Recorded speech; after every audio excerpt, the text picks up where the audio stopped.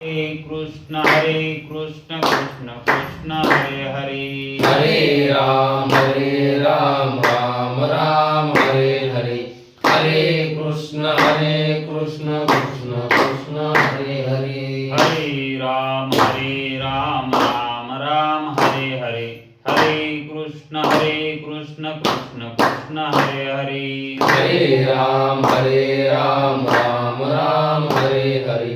हरे कृष्ण कृष्ण कृष्ण हरे हरे। पुंडलिक वरदे हरि विठ्ठल श्री गुरु ज्ञानदेव तुकाराम पंढरीनाथ भगवान की जय। महावीर ज्ञानेश्वर महाराज की जय। जगद्गुरु तुकाराम महाराज की जय। ब्रह्मनिष्ठ गुरुवर्य रंगनाथ महाराज की जय। श्री विनायकं गुरुर्नौमि साकरे नाम विस्मृतं।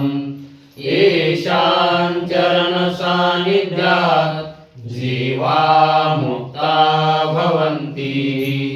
साकरे वंशविख्यातं ज्ञानदान परायणं। विनायकं गुरुर्वन्दे भवबन्धविमुक्तये। श्रीरङ्गनाथं गुरुराजवर्यं मुमुक्षूणां ज्ञानदानेकदक्षं।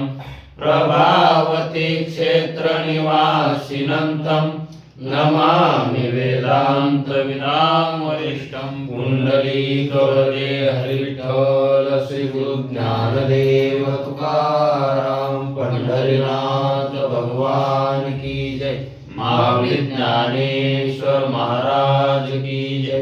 जो आनंद सत्य प्रकाश विभो आणि आधार नाम रूपास। बुद्धी न जाणे आणि जाणे त्यास तो अपार शुद्ध परमात्मा मीच असे। माझे अपार स्वरूप समुद्रावरती जणू तरंग ब्रह्मा विष्णू महेश गणपती। सूर्य चंद्र वरुण यम मिरविती देवी कुबेर ही तैसेची। जो सर्वज्ञ आणि दयाघन मुळी हृदयी ज्याचे करीती ध्यान। त्याचे बुद्धी उपाधी करुण मिथ्या भान मजसी माझी होतसे। ज्याच्या अज्ञाने भाषे जगत जसा दोरीवरी सर्प दिसत।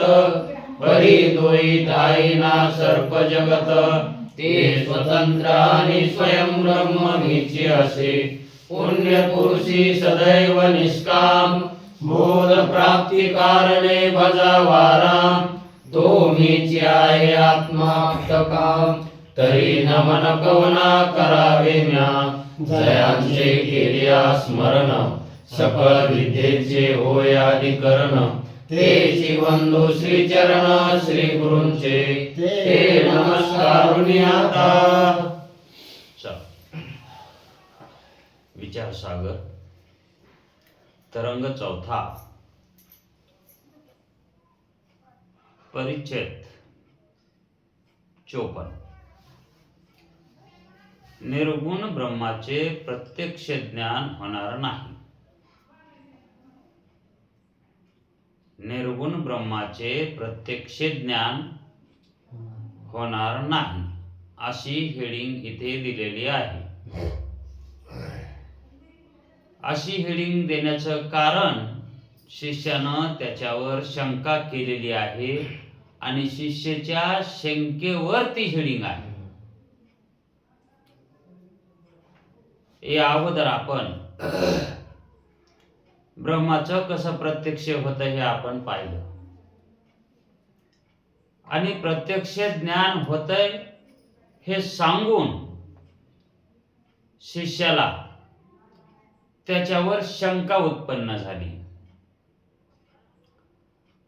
आता ब्रह्माचं म्हणजे स्वरूपाचं ज्ञान सांगून ते कळण्यासाठी अगोदर बाह्य पदार्थाच्या प्रत्यक्ष ज्ञानाची रीती सांगितली। कशासाठी? आंतरप्रत्यक्ष कळण्यासाठी. आणि नंतर आंतरप्रत्यक्ष जे आत्म्याचं ज्ञान कसं होतंय तेही सांगितलंय. तरी पण शिष्याला शंका झाली. पण त्या अगोदर त्यांनी शेवटी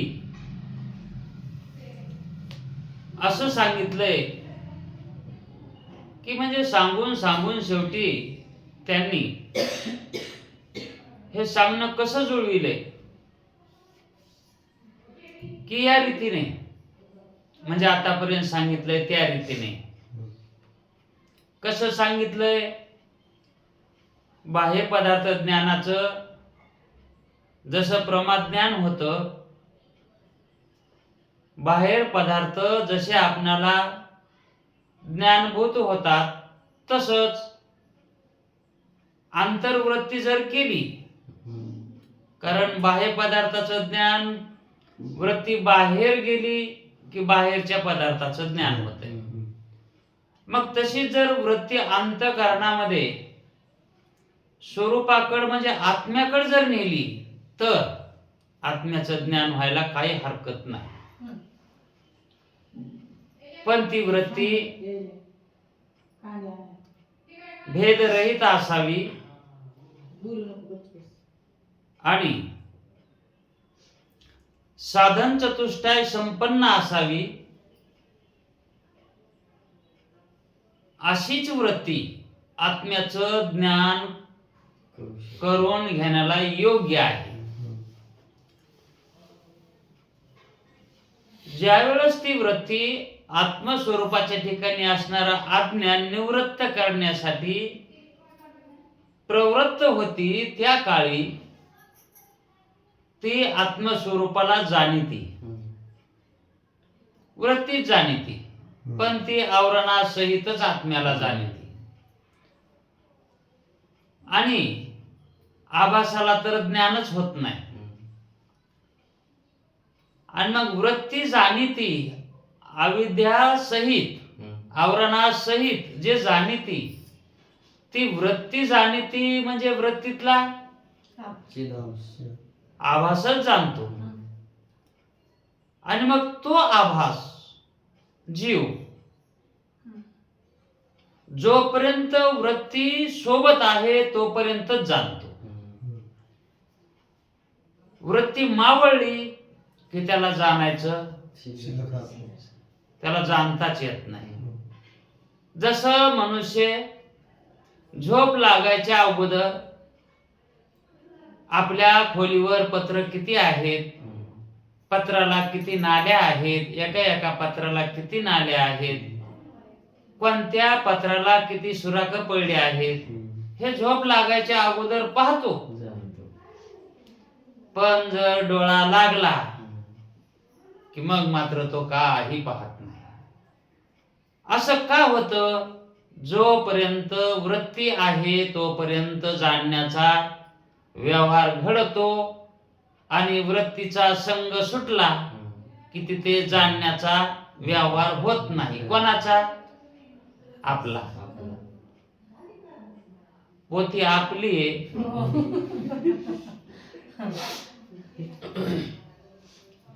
तसंच त्या ठिकाणी आत्मस्वरूपाला जाणण्यासाठी ज्यावेळेस वृत्तीच्या सोबत आपण जातो, मग जोपर्यंत वृत्ती सोबत आहे त्या अर्थी अज्ञानच सोबत आहे. वृत्ती जड आहे आणि जड काय असतं? अज्ञानच असतं. म्हणून आपण ते जाणलं आहे ते काही अंशी का व्हायना पण अज्ञान, शुद्ध का व्हायना पण अज्ञानच आहे. वृत्ती शुद्ध आहे म्हणजे शुद्ध अज्ञान आहे. शुद्ध अज्ञानाला ज्ञानच काय झालं ना म्हणायला? अज्ञान कसं आहे? हो, तस वृत्ती जी शुद्ध असते ती ब्रह्मरूपच असते आणि त्याच वृत्तीनं आभासाला ते जाणता येतंय. म्हणून त्या काळात त्या वेळेतच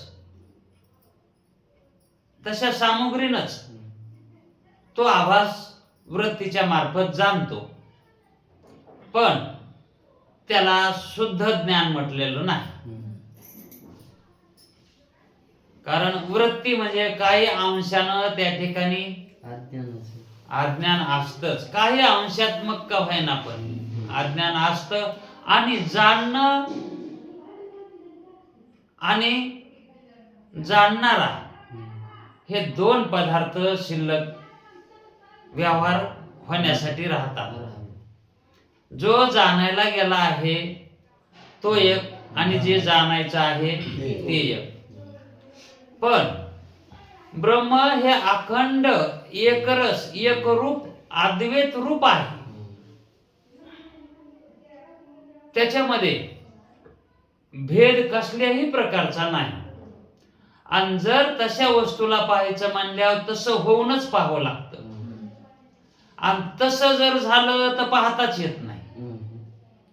आणि त्याच्यावरी नाही झालं आणि पाहायला गेलो तर ते दिसतच नाही.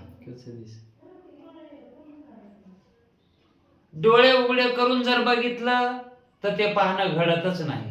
आणि डोळे झाकून बघावं तर दिसतच नाही. मग त्याला जाणाव तरी कसं? किती अडचणीचं हे. इतका अडचणीचा असून ही वेदांती ते सांगण्याचा प्रयत्न करतातच. म्हणजे त्यांची ही जी कसोटी आहे ही कसोटी म्हणजेच आकाशाचा मलखांब करावा आणि त्या मलखांबावर उलट्या सुलट्या उड्या माराव्या. कारण आकाशाच्या मलखांबावर खेळणं फारच कठीण आहे. तसं स्वरूपाचं ज्ञान करून देणं फारच कठीण आहे. ज्ञान होणं सोपं जाईल, पण करून देणं फार अवघड आहे. कसं सांगावं ते आता ब्रह्मस्वरूप हे असं आहे म्हणून? कारण जे सांगितलं आहे ते जाणायचंय, जे सांगितलंय ते जाणायचंय. आणि जाणणारा त्याच्यापासून निराळा आहे, जाणणारा वेगळा आहे. आणि त्या ब्रह्माच्या स्वरूपाचा जोपर्यंत आपल्या स्वरूपाचा आभेद होत नाही, ब्रह्माच्या स्वरूपाचा आणि आपल्या स्वरूपाचा एक मिलाप होत नाही, तोपर्यंत ब्रह्मरूपता नाही. आणि ती एक मिलापता न करता जर त्याला जाणलं तर तो खरा जाणला जात नाही. मग त्याचं ज्ञान कुणालाच होत नाही. आतापर्यंत एवढी प्रमाण बेजार झाली. कोणती प्रमाण? शब्द, प्रत्यक्ष, अनुमान, अनुमिती, अनुपलब्धी आणि अर्थापत्ती हे प्रमाण जाणण्यासाठी त्यांनी प्रयत्न केले, पण ते वापस आले की आम्ही ते जाणू शकत नाही. जर त्यांना जाणायचं म्हणून जर उडी टाकली त्याच्यात तर ते वापस येत नाही. म्हणून प्रमाण भिले आणि वापस निघाले. प्रमाण भेवून वापस निघाले. तसं ते वापस निघाले याच्यात त्यांचा कमीपणा नाही, पण ते जाणता येत नाही असं त्यांनी जाणलंय. जाणता येत नाही असं त्यांनी जाणलं. आणि मग त्याचं जाणणं कसं आहे? जाणता येत नाही हेच त्याचं शेवटी असंच ठरवावं लागतं. मग ज्यावेळेस वृत्ती सहित त्याचं आपण ज्ञान करून घेतो, आता जे ज्ञान करून घ्यायलो त्याचं वृत्ती सहित, आणि याच काळात ते कळत आहे. पण हे कसं आहे? अज्ञान असताना कळत. मग ती अज्ञानाची वृत्ती ज्यावेळेस जाणतो त्यावेळेस ते अज्ञान गुपचूप बसत. ते अज्ञान काय करतं? गुपचूप बसत.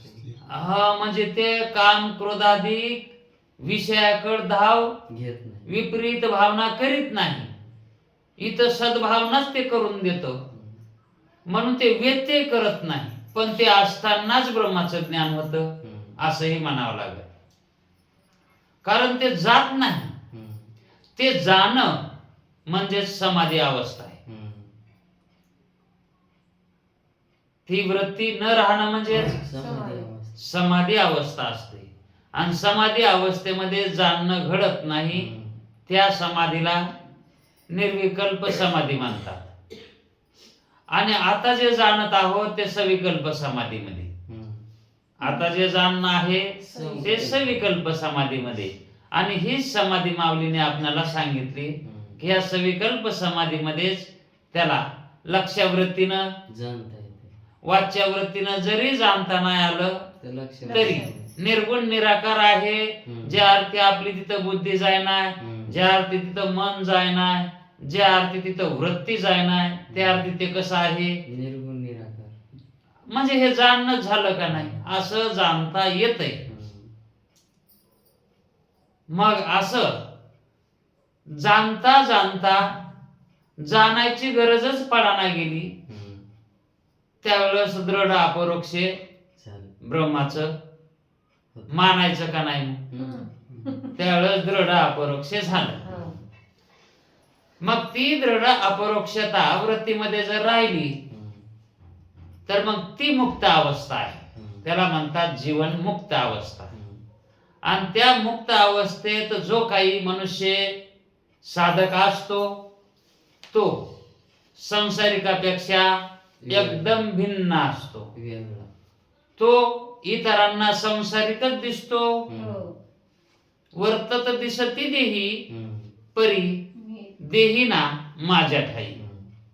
भगवंत म्हणतात अर्जुना, तो इतरासारखा संसारिकासारखाच दिसतो. तो देहानं कर्मही करतो, वेळेच्या वेळेला भूक लागली की खातोही, पण तसं नसतं. संसारिकात त्याच्यात जमीन आसमानचा फरक असतो. तो देहामध्ये वागायल्यासारखा वाटतो, फिरायल्यासारखा वाटतो, पण तो देहात नसतो. मग काय नसतंय त्याच्या देहात? लक्ष वृत्ती नसते त्याच्यात. त्याची वृत्ती त्याच्यावर नसते, सामान्य रूपानं असते. अंतर्मुख वृत्ती असते त्याची, म्हणजे ती स्वरूपावर वृत्ती असते. तो आत्मकारच झालेली असते त्याची वृत्ती. म्हणून सतत त्याच चिंतनात असतो, तो त्या आनंदात राहत होतो. मग त्या आनंदात राहणं म्हणजेच भगवंत म्हणतात ते माझ्यापाशी असतो. आणि जो माझ्यापाशी असतो का, मी त्याच्यापाशी असतो. कसं बोलणं भगवंताचं पहा. वर्तत दिसती देही परी देही ना माझ्या ठाई. ते माझ्या ठिकाणी असतात. आणि जे माझ्या ठिकाणी असतात का, मी त्याच्या ठिकाणी असतो. कारण देशी तेव्हा घेशी असा त्याचा व्यवहार आहे. भगवंताचा कसा व्यवहार आहे? हा, तो काही ना काहीतरी त्याला द्यावं लागतंय तेव्हा ते देतय. तसं जर त्याला आपल्या ठिकाणी आणायचं असेल तर आपल्याला त्याच्या ठिकाणी जावं लागतं. शेजाऱ्यानं वाटीभर पड्या देत आपल्याला त्याला द्यावं लागतंय, है का ना? हे व्यवहार आहे. असा हा सगुण साक्षात्कारी भगवंत आहे. त्याचीही भक्ताविषयी अशी आवड आहे. त्यानं जर आपल्या जर ठिकाणी आवड ठेवली तर तो त्यांच्या ठिकाणी आवड ठेवतो. म्हणून जो मुक्त असतो तो पुरुष त्याची वृत्ती स्वरूपाकारच ठेवित असतो. मग अशा पुरुषाला मुक्त पुरुष म्हणावं किंवा त्याला मोक्ष प्राप्तीचा लाभ झालाय असं म्हणायला काय हरकत नाही. हे झालं ब्रह्माचं प्रत्यक्ष ज्ञान. मग जे काही आता जुळवणी करून देताना म्हणाले की या रीतीने महावाक्याने विचारलेली अंतकरणाची वृत्ती महावाक्याचे विचार काली अंतःकरणाची वृत्ती अंतर्मुख होऊन आत्म्यावरील अज्ञानाचे आवरण निवृत्त करते. अंतर्मुख झालेली वृत्तीच अज्ञानाचं आवरण निवृत्त करते. पण ते अंतर्मुख वृत्ती कशाने होते तर महावाक्याच्या ज्ञानाने. जर समजा शास्त्रानं जो उपदेश केला आहे, संतानं जे काही महावाक्य सांगितली ते वेदानं सांगितली, तीच महावाक्य जर सद्गुरूंनी मुमुक्षुला सांगितली की तू ब्रह्मरूप आहेस, आता हे काय महावाक्य आहे, मग तू ब्रह्मरूप आहेस असं म्हटल्याबरोबर जो मुमुक्षु ऐकणारा आहे, श्रवण करता आहे, आणि तो समोरून आलेलं महावाक्य तू ब्रह्मरूप आहेस म्हणजे मी ब्रह्मरूप आहे असं तो ऐकणार. तू ब्रह्मरूप आहेस असं म्हणता वेळेस तू हे संबोधन कोणाला केलंय? ऐकणाऱ्याला केलंय की तू कोण आहेस? ब्रह्मरूप आहेस. असं कानाव शब्द पडल्याबरोबर तो शब्द अंतःकरणामध्ये जातो आणि अंतःकरणामध्ये गेल्याबरोबर अंतःकरणामध्ये त्या ज्ञानाचा महावाक्याचा अर्थ केला जातो. अर्थ काय होतो त्याचा? तू ब्रह्मरूप आहेस म्हणजे मीच ब्रह्मरूप आहे. म्हणजेच ती वृत्ती अहम ब्रह्मास्मी होते. ती वृत्ती काय होते? मग मी ब्रह्मरूप आहे. मग तीच वृत्ती आभासासहित तदाकार होते, ब्रह्माकार होते, वृत्ती सहितच आहे का नाही. आणि जर त्या ठिकाणी ती वृत्ती जर गमली म्हणजे निमाली, ती वृत्ती राहिलीच नाही, तर मग त्या ठिकाणी समाधी अवस्था येणार. आणि समाधी अवस्थेमध्ये पुन्हा जाणणारा कोणी राहत नाही, कारण जाणणारा ब्रह्मरूप होतो. जाणणारा कोण शिल्लक राहणार? तो ब्रह्मरूप होतो. आणि मग वृत्ती त्या ठिकाणी काय करणार? ती जड आहे वृत्ती. मग वृत्तीचा व्यवहार कधी होतो? जर पुन्हा आभास व्यवहार दशेला आला तर वृत्ती त्या ठिकाणी कार्य करेल. आणि मग ती वृत्ती कार्य करील ही समजा, कारण तिथं आभास असतोच. चैतन्याचा त्या ठिकाणी सर्व अंतःकरणामध्ये आभास असतोच. पण ती वृत्ती शरीराला कार्य करण्यासाठी काही प्रयत्न करील, पण त्या शरीराकडे झालेले जेवढे म्हणून कार्य आहेत ते कार्य कोणाचे म्हणून धरावे? कसं? जर एखादा मनुष्य गाढ झोपेमध्ये गेलाय आणि तो बरळू लागला आणि तो त्या काळात पाया आपटू लागला, हात आपटू लागला, बरळू लागला, मग त्या क्रिया होतानी त्या क्रियाकडं कुणाचं लक्ष आहे? कोण जाणायले त्या क्रिया?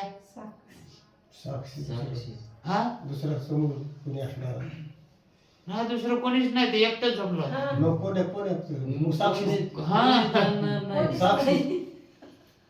साक्षी हा, तिथं जाणणारा कोण आहे? कारण जो आभास जो आहे, करता भोगता त्या ठिकाणच्या त्या अंतःकरणातला, कारण देहाच्या क्रिया ह्या साक्षीलाच जाणता येतात, प्रमाता चैतन्यालाच जाणता येतात ना. आणि तो परमात्मा काय झाला? वृत्तीला सोडून ब्रह्माला जाणायला गेला. त्यावेळेस ती समाधी अवस्था. आणि जर वृत्तीनं पुन्हा त्या आभासाला प्रयत्न करून इकडच्या काहीतरी क्रिया करायला चालू केलं तर हातपाय हलत येणं, पण त्या हातपाय हलविलेलं कोणाला ज्ञान होणार? कोणालाच होणार नाही. जसं झोपेतला मनुष्य बरळतो ते त्याला सुद्धा माहित नसतं की मी बरळायलो.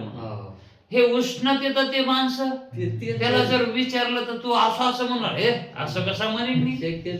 आणि कोण उष्णलं होतं? मग अशा क्रिया ज्या होतात का ह्या विधेय मुक्ताच्या होतात.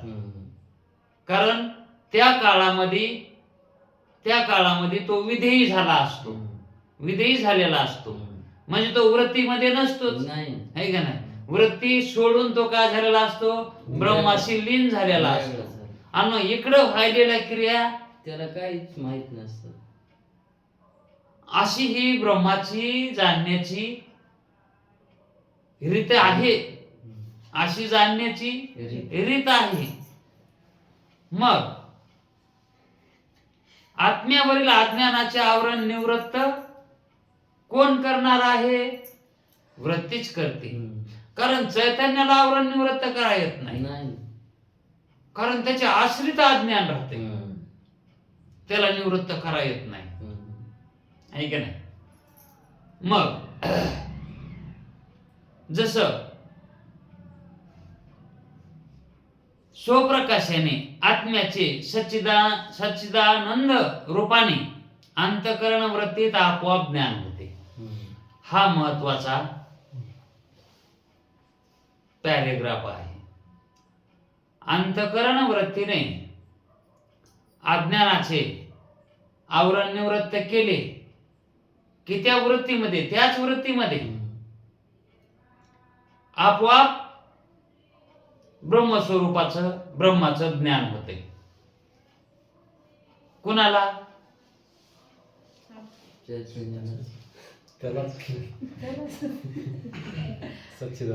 त्या वृत्तीमध्येच होतंय, तिथं कोणी ज्ञान करून घेत नाही. कारण साक्षीही ज्ञान करून घेत नाही, वृत्तीलाही ज्ञान करून घेता येत नाही. मग त्या ठिकाणी ज्ञान होतंय असं म्हणतात, ते ज्ञान करून घेतात असं म्हणत नाही, तिथं ज्ञान काय होतंय. मग हे ज्ञान होणं म्हणजे कसं आहे की आत्मा कसा आहे, ज्ञानरूप आहे आणि स्वयंप्रकाशित आहे. त्या ज्ञानाचं प्रकाशन तो स्वतः करतो, कारण त्याचं स्वरूपच कसं आहे, ज्ञानरूप स्वरूप आहे. मग त्या ठिकाणी आवरण निवृत्त झालं की त्या आत्म्याचं जे काही ज्ञान आहे ते ज्ञान त्या वृत्तीमध्ये प्रकाशित होत. आता हे वृत्ती घेती का आत्म्याचं येतंय? तिथं आत्म्याच येतंय, वृत्तीला घेता येत नाही.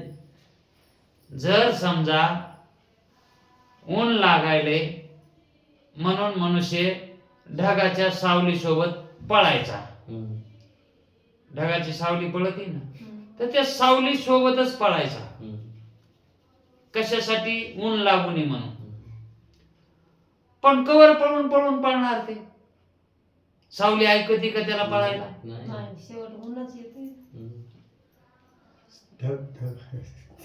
ढग गेला की ऊन येणारच ना. आणि मग जसं ती सावली निघून गेली की उन्हाला आणावं लागतंय का? ते ऊन येतच. तसं ही सावली नावाची जी आवरण आहे, हे आवरण गेलं की त्या आत्म्याचा प्रकाश आपोआप येतोय. आतापर्यंत इतक्या धडपड्या केल्या होत्या परमार्थ करण्यासाठी, सत्कर्म केले, उपासना केल्या, योग केला, विवेक केला, वैराग्य केलं, साधन संपत्ती मिळविली, मुमुक्षुता कमविली, अधिकारी झाला, सर्व भांडवल कमी, सगळं इतकं भांडवल कमविलंय. आणि शेवटी तिथं याच्यातलं एक तरी कामाला आलं का हो? शेवटी कोण आलंय तिथं? आपण मात्याच. असा तोच कृपाळू आहे. फक्त तिथपर्यंत जाण्याची मेहनत आहे. ते म्हणतंय इथपर्यंत या. कारण तो कृपावंत आहे. पांडुरंग कसा आहे? कृपाळू आहे. पण त्याची कृपा करून घेण्यासाठी त्याच्या जवळ जावं लागतंय. कृपा करून घ्यावी लागते का तो कृपा करतो? करतोच पण आपण कशी करून घ्यावा कृपा? तिथपर्यंत तर जावं लागेल ना. कृपा तोच करीत असतो, हे का नाही? फक्त तिथपर्यंत जावं लागतंय. तसं आपण वृत्तीला शुद्ध करून तिथपर्यंत नेलं आणि तिथलं अविद्या अज्ञान निवृत्त केलं, आवरण बाजूला काढलं की आपोआप आत्म्याचं ज्ञान होतंय. आपोआप, इथं तेच शब्द घातलाय त्यांनी, आपोआप म्हणून.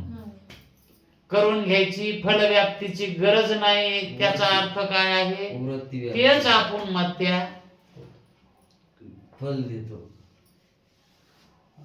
आपण मत्य ज्ञान होतंय त्याचं. मग हे कोणाला होतंय? तिथं ज्ञान प्रगट होतंय. कुठं? त्या वृत्तीमध्ये. तिथं जी वृत्ती असते का, ती भगवत रूप झालेली वृत्ती, त्या वृत्तीमध्ये आत्म्याची ज्ञानाची प्रकाशनता होते. मग त्या वृत्तीमध्ये जो काही चिदांश असतो, वेगळा मानणारा, मग त्याला ज्ञान होतंय की मी खरा ब्रह्मरूप असा आहे. मग ज्ञान हे कोणाला होतंय? आभासालाच होतंय.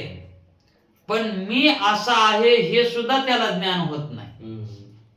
हे समजण्यासाठी सांगावं लागतंय. झोपीमध्ये जर चोरानं तोंड दाबलं, तोंड कामून दाबायला हे सुद्धा म्हणता येते का? झोपीतच दाबलं ना, आणि तोंड दाबल्यावर जेव्हा आला, आणि मग कोणी तोंडानं म्हणावं कामून दाबायला तोंड म्हणून? हो. जर मुक्याला म्हणलं, मुक्या मला बोला येत नाही, इतकंच म्हण, हाय खरा हायच तू मुका, आम्हाला माहित आहे, पण एकदा सांग तू मी मुकाय म्हणून. कोण म्हणेन पुन्हा? पण त्याला म्हणताच येत नाही. ह्या जशा क्रिया होत नाहीत, तशा तिथं आभासाला सुद्धा क्रिया होतच नाही. म्हणून आभासाला सुद्धा ज्ञान होत नाही म्हणले तिथं. पण कळतंय. मग कळणं ज्ञान नाही का? पण ते कळणं भिन्न नाही ना. नाही, एक रूपच आहे ना. कळणं कसं आहे? अभिन्न रूपानं कळणं आहे ते. भिन्न रूपानं कळण्यामध्ये वेगळेपण आहे, आणि अभिन्न रूपानं कळण्यात वेगळं पण आहे. जसं जेवलेलं जेवण हे पोटात जातं, आणि उरलेलं जेवण दुरडीत शिल्लक राहतं. जेवलेलं मग म्हणता येते मी हे खाल्लं नाही, ते दिसायलेलं आहे ते. मग खाल्लेलं कुठे दाखव म्हणलं दाखविता येते का? तो काय खाल्लंस, किती खाल्लंस हे दाखव, ते दाखविता येते का? मग इकडं गणित दाग करावं लागतंय की दुरडीमध्ये इतक्या मोठ्या भाकरी होत्या, आणि आता मग शिल्लक इतके येतात. मग याच्यातल्या किती नाही तितक्या ते ना खाल्ल्या. हे कसं आहे? प्रत्यक्ष एक आता हे अनुमान. अनुमान काढले. मग तसं पुन्हा ह्या प्रमाणानं तसं ठरवावं लागतंय. पण प्रत्यक्ष सुद्धा तिथं काय नाही, प्रत्यक्षानं सुद्धा सांगता येत नाही. जर तो समाधीतून जर उत्थान झाला आणि त्याला विचारलं की तू समाधीमध्ये काय पाहिलंस, कसं पाहिलंस, ते मला सांग, ते म्हणते विचारू नका.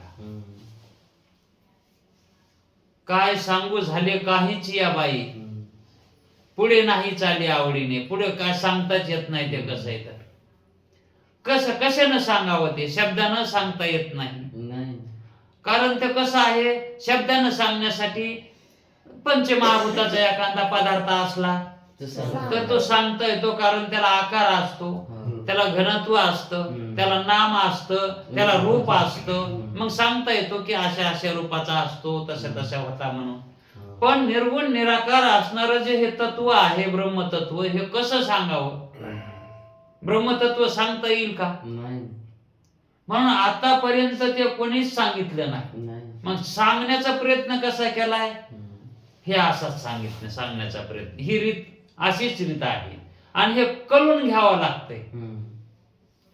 कळून घेणे इतकं सांगता येतंय, पण सांगणे इतकं सांगता येत नाही. नाही सांगण्यास जोग सांगताच येत हा नाही. कळून घेण्याजोगं सांगा येतंय. कळून घेता येईल पण मग सांगता कळूनच येत घ्यायचंय ना. नाही. मुद्दा काय आहे? कळून घ्यायचंय. कळाल्या मग त्या ठिकाणी सांगता येऊ की नाही? काम होतंय ना, कळालं तरी बी है का नाही. हम्म. अहो जर समजा एखाद्याला मुख्याला बोला येत नाही पण ऐकू येतंय, हम्म. त्या मुख्याला विचारलं एखाद्या हम्म. माणसानं की बाबा अमुक अमुक गावाला कोणता रस्ता जातोय, हम्म. ते नाही बोलला तरी त्यानं नुसतं हू केलं तरी बी कळलं. त्यानं का सांगितलं का? ते झालं ना काम. ते हू करतोय असं हम्म. त्या रस्त्याकडे तोंड बघून झालं काम तिथं. हम्म. म्हणजेच या ठिकाणी शब्दानंच सांगावं लागतं का? असं नाही. शब्दानं नाही सांगितलं तरीही कळत आहे. कळत आहे, है का नाही. तसं डोळ्यानं नाही दिसावंच लागतं का? असं नियम काय नाही तसं. डोळ्यानं न दिसताही कळत आहे. हम्म. तसं ह्या प्रमाणा वाचून सुद्धा कळत आहे. ज्ञान होतं. कारण हे तरी शेवटी तिथं काम आहे ना. नाही मग त्या ठिकाणी स्वानुभवालाच त्या ठिकाणी महत्व आहे. हम्म. म्हणून स्वानुभव खून ज्याची त्याला, हम्म. ज्याची त्यालाच ती खून बाणत असते, हो. है का नाही. शब्दानं ती खून बाणत असते. शब्द त्याचं वर्णन करतात, त्या वर्णानुसार तशी खून धरावी लागते. अहो एखादा माणूस जर अमुक दूर लांब गावाला जर जाऊन त्या ठिकाणातून काहीतरी आणायचं असेल आणि त्याच्याजवळ किल्ली देतात आणि सांगतात कवाड उघडायचं, उजव्या कवाडाच्या माग जायचं, तिथून 2 पावलं त्या भीतीनं जायचं, तिथं एक गाडगं आहे, तिथं एक गाडगं आहे आणि त्या गाडग्याच्या खाली जर सगळं उकरायचं, तिथं मी सोन्याचे दागिने ठेवलेले ते घेऊन ये. आता तिथं दाखविलेत का दागिने? नाही. इथूनच सांगितलंय शब्दानं, पण ते त्या ठिकाणी दागिने त्याला सापडतील का नाही? सापडणारच. मग ही खून जी आहे ही खून आहे फक्त. ही संतांनी इतकी खून सांगितली की ब्रह्मतत्व कसं आहे, असं असं आहे. आणि मग ते ज्याची त्यांना असं बोटानं दाखवा येत नाही. नाही हा? वाटायला दाखवत आला असं तर सगळे कुठे म्हणून दाखवा आणि कसं म्हणून दाखवा? बोटानं दाखवा गेलं की आकाशच गवसत आहे, नाही तर त्या पुढे असणारा माणूस ते दिसतोय. ती वस्तू दिसते. त्याच्या पुढे नीट असं बोट केलं तर ते माणूसच, नाहीतर मग माणूस नाही धरलं तर आकाश. मग आकाश ब्रह्म आहे का? नाही. मग हे ब्रह्म कसं जाणायचंय? तर हे जाणण्यात काहीही शिल्लक राहू नये. जाणण्यामध्ये काय उरून देवरी. हा म्हणजे जाणण्यात काय उरू नये. कारण जाणीत असं जावं की अगोदर पंचमहाभूत जाणावीत आणि ते पंचमहाभूत ही मिथ्या आहेत असं कळावं. आणि पंचमहाभूत हे मिथ्या कळालं की मग यांची उत्पत्ती याच्या कारणाकडे जावं. ही पंचमहाभूत कशापासून निर्माण झालेत त्या कारणाच्या पाठीमागे लागावं. मग त्याचं कारण सापडतंय माया, गुणासहित माया. आणि त्या मायाला जाणल्यावर ती माया ही मिथ्या आहे असं कळतं. आणि मग त्या मायेला अधिष्ठान कोण आहे, मग त्या अधिष्ठानाचं ज्ञान करून घ्यावं लागतं. मग त्या माया सोबतच जर त्याचं ज्ञान करून घेतलं तर ते ईश्वर ज्ञान होईल. आणि त्या मायेला विवर्जित करून मग हे माया सोडून मायेला वगळून कसं असेल हे कळत आहे. मायातूनच कळून घ्यायचंय ते. उपाधी सोडून तर कळतच नाही. आणि जर कळून घ्यायचं असेल तर उपाधीत राहूनच कळेल, हे का नाही. उपाधीत राहूनच मग माया सारखी उपाधी करावी लागेल, वृत्ती करावी लागेल, शुद्ध करावं लागेल. आणि त्याच्यात तसं झाल्यावर त्याचं ज्ञान होतंय. म्हणून जे राम कृष्णाधिक जे अवतारिक पुरुष होऊन गेले त्यांना ब्रह्माचं ज्ञान होत होतच का ते बी ब्रह्मरूपच होते ब्रह्मरूप म्हणजे तेच ज्ञान होतं ना त्याला आपण ब्रह्मरूपच आहोत हेच त्यांना ज्ञान होतं मग त्या उपाधीमध्ये असल्यावर ज्ञान होतंय होतंय पण ते निखळ ब्रह्माचं नसतंय नाही हा निकळ ब्रह्म तसं नाहीच कारण ईश्वरालाही कसं आहे ब्रह्माचं ज्ञान आहे पण माया सहित आहे माया असे उपाधी सहित आहे ना है का ना मग ते इथं तेच सांगितलंय की वृत्ती जो जेव्हा अविद्या अज्ञान निवृत्त करते आवरण निवृत्त करते त्याच काली ज्ञान होते आणि ते निवृत्त अज्ञान झालं की त्या ठिकाणी उपाधीच काही राहत नाही आता तिथलं अज्ञानाचं आवरणच गेलं तर ज्ञान कसं होईल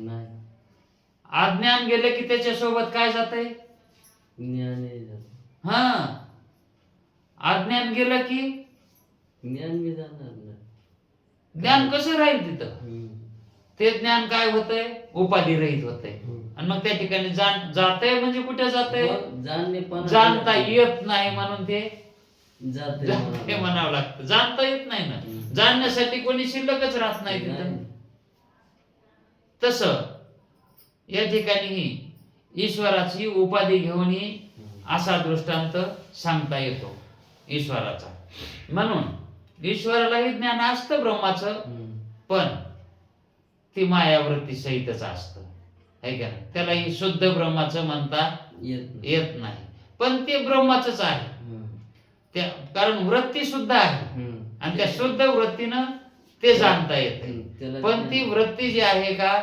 ती वृत्ती ही सत्य स्वरूपाची नाही म्हणून त्या ठिकाणी तेवढा त्याच्या ठिकाणी उणेपणा येतो त्या ज्ञानामध्ये म्हणून थोडं जरी आता सगळाच भात काय हातानं चापून बघावं लागत नाही शिजल्यावर एक शीत जरी समजा कळाली तरी भात सगळा हा तितकं थोडं जरी कळाला आपलं स्वरूप कसं आहे म्हणजे उपाधी सहित कसं आहे आणि उपाधी रहित कसं आहे इतकं कळालं तरी मोक्ष तर हातावरच आहे असं या ठिकाणी ते म्हणतात की सच्चिदानंद ब्रह्मरूपाने अंतकरण वृत्तीत आपोआप ज्ञान होते असा आत्मज्ञानाचा प्रकार आहे हे लक्षात आले म्हणजे जो आनंद सत्य प्रकाश जो आनंद सत्य प्रकाश विभू आणि नामरूपास आधार नामरूपास कसा जो आनंद जो म्हणजे तो आत्मा जो हा कोण हा जो आनंद सत्य प्रकाश कसा आहे तो सत्य प्रकाश आहे म्हणजे स्वयंप्रकाशित आहे म्हणून सत्य प्रकाशित आहे आणि विभू आणि आधार नामरूपास विभू म्हणजेच अधिष्ठान आधार आणि अधिष्ठान हा नाम रूपाला आहे आधारी आहे आणि अधिष्ठानी तोच आहे मग त्याला जो आधारी आहे आणि अधिष्ठानी आहे त्याला बुद्धी न जाणे कशी न जाणे निरुपाधिक रूपानं न जाणे आणि जाणेही त्यास ती निरुपाधिक रूपानं जाणे आवरण सहित जाणे आणि निरावरण सहित न जाणे है का नाही असं तो अपार शुद्ध परमात्मा कोण आहे हा हे महत्वाचं आहे असं जे तत्व आहे का तेच जीवाचं स्वरूप आहे अशी ही खून सांगितली असं हे स्वरूप आहे प्रत्येक जीवाचं असं स्वरूप आहे पण इथपर्यंत जो येईल का तो या संसाराच्या तडाख्यातून बंधनातून मुक्त या सागरातून पार पडतो मग या पहिल्या तरंगातील मूळ ग्रंथकारांच्या पहिल्या ओवीचा अर्थ लक्षात घ्यावा असा अर्थ लक्षात घ्यावा. हे झालं अंतःकरण वृत्ती आत नेऊन ब्रह्म आत्मस्वरूपाचं म्हणजे ब्रह्माचं प्रत्यक्ष ज्ञान हे सांगितलं का नाही आता? आता याच्यात काही कमी आहे का? नाही. तरी पण शिष्याला शंका होते. तो म्हणतो महाराज काय हे सर्व मला समजेल. मग काय झालं? समजेल असेल ना, सांगितलंच होतं मी तुला समजन म्हणून. युक्तीने बरोबर बी आहे. हो, मग युक्त्या बरोबर दृष्टांत दिले होते, हे झालं होतं, युक्ती बरोबर आहे. तरी पण आता पण काय? तो काय म्हणतो तरी पण आलं. महाराज म्हणतात पण आता काय पण राहिलं? तरी पण पुन्हा अशी शंका होते. अजून शंका आहेच का? काय होते? ज्या ब्रह्माच्या ठिकाणी रूपादी कोणताही गुण नाही, ज्या ब्रह्माच्या ठिकाणी रूपादी म्हणजे रंग नाही, रूप नाही, आकार काहीच नाही, तर असा असणारी वस्तू कशी जाणावी तेच मला सांगा. कारण जी रूपवान वस्तू असते ती इंद्रियाच्या मार्फत जाणता येते, इंद्रियानं जाणता येते. मग अशा निर्गुण ब्रह्माचे प्रत्यक्ष ज्ञान व्हावे कसे? रूपादी गुण असते तर चक्षुरादी डोळ्याने इंद्रियाने ब्रह्माचे प्रत्यक्ष ज्ञान झाले असते. जर त्या ब्रह्माला रूप आकार गुण नाम काय असलं असतं तर मग जाणता आलं असतं इंद्रियानं, दिसला असतं. पण तुम्ही म्हणता की त्याच्या ठिकाणी कसल्याही प्रकारचा गुण नाही, तो निराकार आहे, निर्गुण आहे. मग असं असणार हे कसं जाणता येईल? डोळ्या वाचून ह्या संसारातले पदार्थ पंचमहाभूतानं उत्पन्न झालेले ते डोळ्या वाचून दिसत नाहीत. आणि हे तर कसं आहे? निर्गुण तत्व आहे. हे निर्गुण तत्व आहे. मग डोळ्यानं सुद्धा दिसणार नाही. हे जसे डोळ्या वाचून दिसत नाहीत इथले पदार्थ, आणि ते निर्गुण तत्व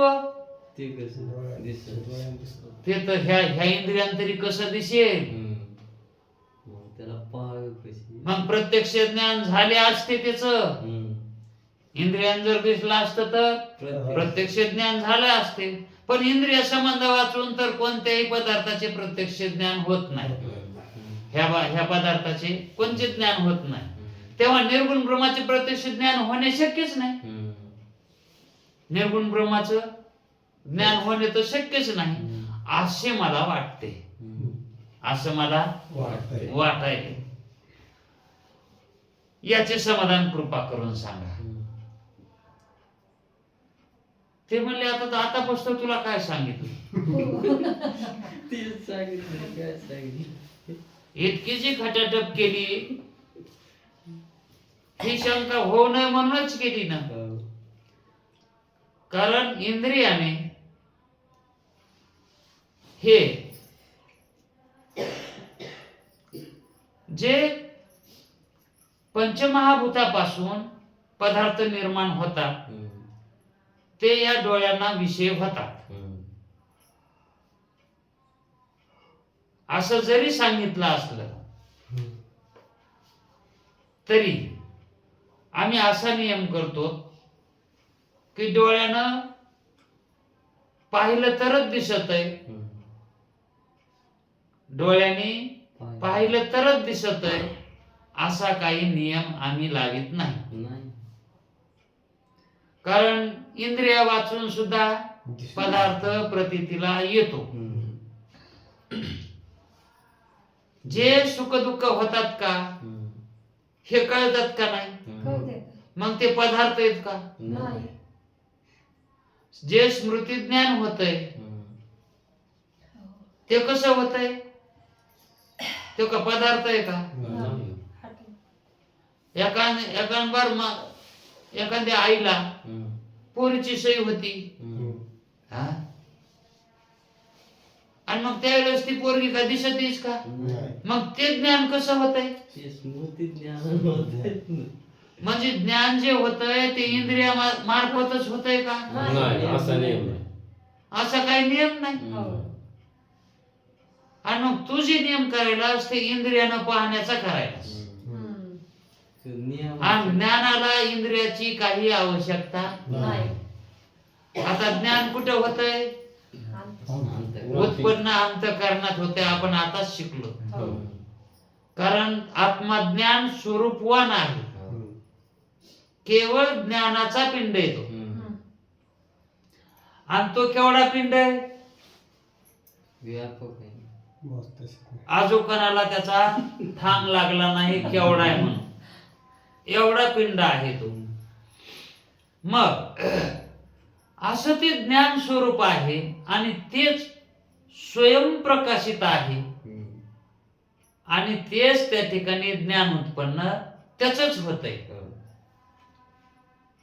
मग ते ज्ञान उत्पन्न अंतःकरण वृत्तीमध्ये उत्पन्न होतंय. बाहेरच्या इंद्रियाची काय गरज आहे?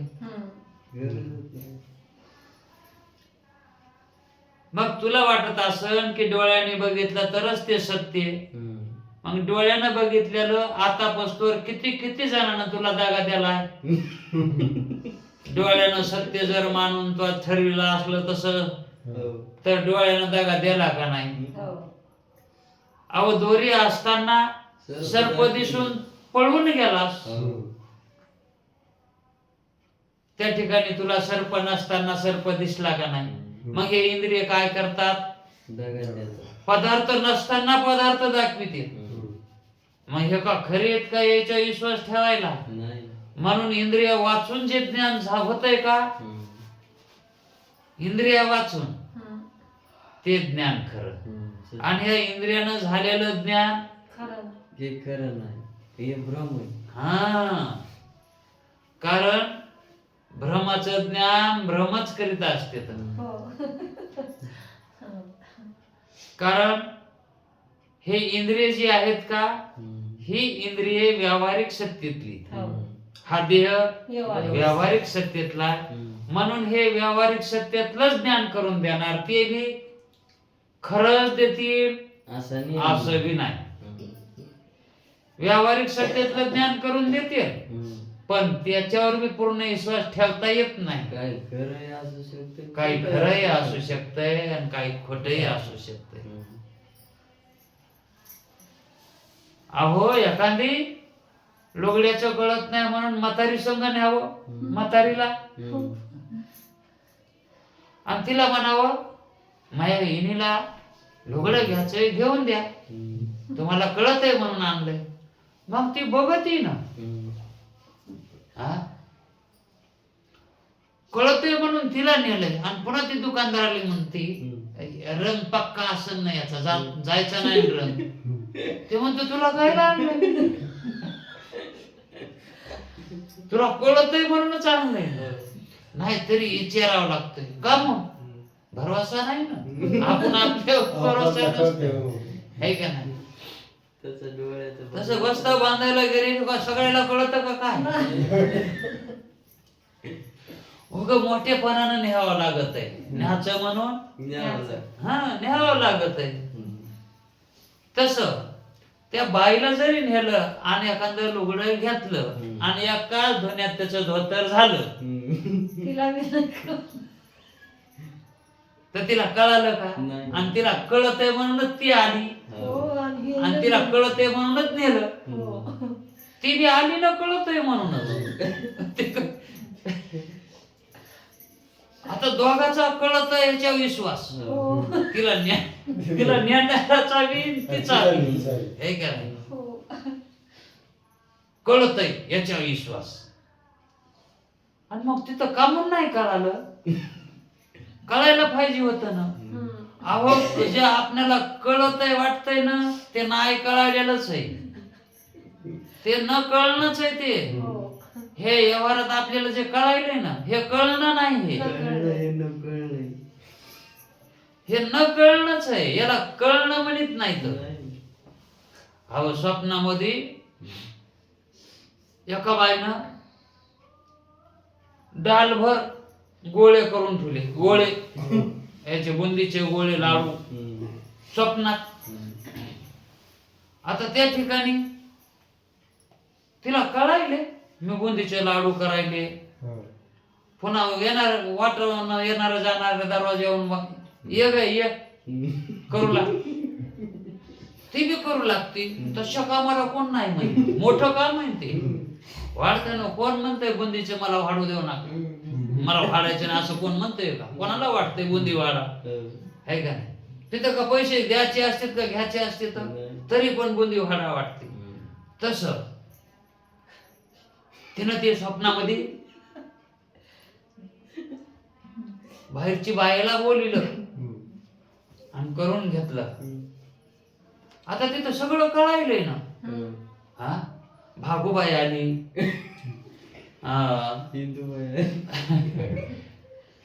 आता बाया कळायल्या, आता आलेल्या कळायल्या ना. मग बोलत बोलत त्यानं ते बांधलं बी. आणि ते असं उचलं मग मधातल्या घरामध्ये तिनं नेऊन ठोच की तिथे एक लहान लेकरू होतं. वापस निघताना चौकटीला हात धरला आणि खाली उतरायचं पायरी होती. त्या पोरानं कावळ ढकलेलं लागलं, बोटच चेंगरलं तिचं. आता तितकं बोट चेंगरल्या झोप राहीन का? बोंबलतच उठली ती झोपीतून. पण उठले तितकं बोट चेंगरून बी तिचं उठल्या उठल्या लक्ष लाडूकडे गेलं. उठल्या उठल्या मग तिच्या लक्षात आलं की हे काय होतं, स्वप्न होतं. आणि कळायला कसं आहे ते? मग कळालं नाही का ते? मग खरं आहे का ते? मग आपल्याला हे कळलेलं हे का खरं आहे का? आता हे कळायलेलं, आता आपल्याला काय कळायले? सच्चिदानंद ब्रह्मरूप आहोत आपण. हे खरं आहे का? का पण म्हणायलो तर असून विषय गेलाय माग. असून का पण म्हणायलो, आणि जर नसलोच तर किती म्हणलो तरी होतो का? त्याचा विसर पडलाय. आणि मग हाय तर म्हणायलाच का मग? हो, पण त्याचा विसर पडलाय म्हणून म्हणायलो. कशात पडला ईश्वर? ईश्वर कशात पडला? कल्पनेत. कल्पना कशात आहे? कल्पना. हो, पण हे सर्व पदार्थ कसे तर अनिर्वचनीय मिथ्या आहेत ना, हे नाही रूप आहेत ना. हा, हे सगळं काही जरी आपण म्हणलो हे याच्यात झालंय त्याच्यात झालंय, आपण याचे नाव सांगितली, त्याला कपडे यावत नाही.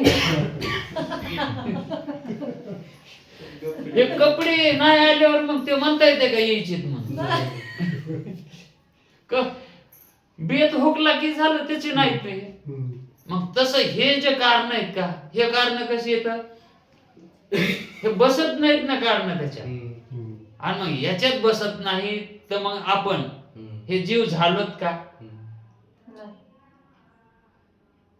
आपण जीव झालोच नाही. आणि झालोत असं वाटायलंय का? हा काय भ्रम आहे. मग हा भ्रम कसा झालाय? कारण काहीच नाही, उगच. याला काय म्हणायचं? उगच. हा मिटवायचं असलं तर इथं मिटत आहे बघा. आणि इतकं याच्यावर मिटवायला लय लागत आहे, इतक्यावर मिटत आहे. पण हे कळावं लागतंय हे उगच आहे.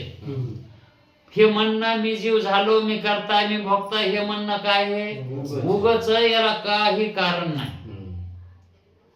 आणि मग तसं उगच म्हणावं, हे उगच आहे. मी जन्माला आलो, करता झालो, भोगता झालो हम्म. असं मला वाटू लागलं. हे उगच वाटू लागलं. मी तसा नाही. नाही. मी सच्चिदानंद ब्रह्मरूपच आहे. आता मला सच्चिदानंद ब्रह्मरूप आहे हे म्हणायचे सुद्धा मला काम पडू नये गरज नाही. अशी देवाकडे विनंती करा. मला अशी काय कर नाही ते ध्यास दे, बुद्धी आहे. मला अपरोक्ष करून दे, दृढ अपरोक्ष करून दे, याची मागणी करावी. आणि परमार्थ आपली प्रॅक्टिस सराव चालू ठेवावी. आहे का नाही. मनन श्रवण चालू करा. होणारच आहे ना. निधी ध्यास केल्यावर होणारच. त्याचं फळ अपरोक्षताच मिळणारच आहे. फळ मिळणार आहे का नाही. त्या वाटावर असल्यावर काही ना काहीतरी वाण येतेच. वाटावर असल्यावर आडरामात असल्यावर काय येईल तिथं. आमचं तर म्हणते हे असं जग आडरानात आहे हे. मग यायची कोण कोण येईल वाण न्यायला यायला तिथं मोक्षाचं. मोक्षाचा जे रोड निघालाय त्या रोडला येऊन जर बसलो तर कोणी कोणाला दया आली तर म्हणे वचन मला जायचंय, चल आपण दोघं जाऊ, मला जायचं येईल. तसं वाटावं असल्यावर तसं वाट सोडून राहू नये कुठं. ह्या वाटावर हमेशा राहायला पाहिजे. श्रवणात मननात ह्या वाट आहेत बर का. ह्या वाटावर आणि ह्या वाटावर असल्यावर ते झडपीत आहे म्हणजे कधी कुणालाही लांबड है का नाही. ह्या वाटावर असल्या ते झडपीत आहे, लागत आहे. शिष्याने केलेली शंका आहे की त्याचं कसं ज्ञान होईल म्हणून. ते निर्गुण निराकार आहे, त्याचं ज्ञान कसं होईल अशी त्याची शंका आहे. पुन्हा झाली शंका त्याला आणि त्याच्या शंकेचं समाधान करून द्यायचंय. पण त्याचं समाधान करण्यासाठी सरसावले होते गुरुजी. पण तितक्यात मध्यस्थी आला, माग आला होता ना. ते काय म्हणते ते उद्याच्या वेळात कुंडली कवर दे.